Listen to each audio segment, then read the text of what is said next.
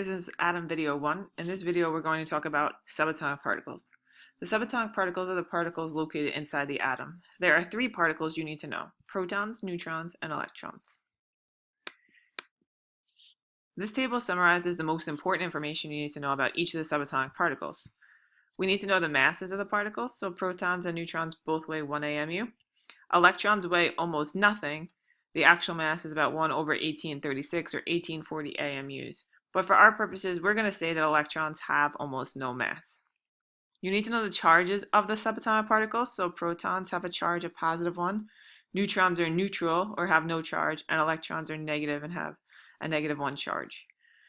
You also need to know where the particles are located. So protons and neutrons are located in the nucleus, electrons are located outside in the energy levels. So let's look at how this is going to be represented on your periodic table. You have the top number, a bottom number, and a symbol. The top number is called the mass number. The bottom number is the atomic number. And the symbol just represents some symbol, basically, for the name. If you look at table S, it will tell you names and symbols of the elements that you need to know. So the mass number, in the case of magnesium, 23, is equal to the number of protons plus the neutrons. This number can change, and we'll talk about that in a later video. The bottom number is called the atomic number.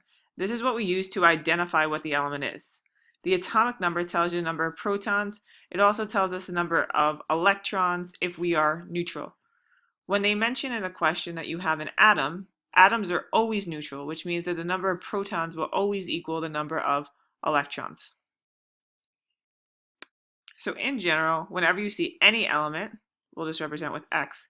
The bottom number is the atomic number, and the top number is the mass number. There's different pieces of information that we can get by knowing the subatomic particles. So the atomic number, which is that bottom left-hand corner number, always tells you the number of protons. That's what we use to identify the element. The elements on the periodic table are listed in order of increasing atomic number. The atomic number also tells you the number of electrons if it's neutral, or if they mention the question that you're talking about an atom. Atoms are neutral, which means that the number of protons will equal to the number of electrons.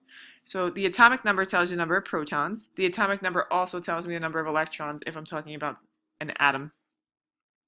The mass is the top left-hand corner number. So in the case of magnesium, that was 23. It's equal to the number of protons plus the number of neutrons.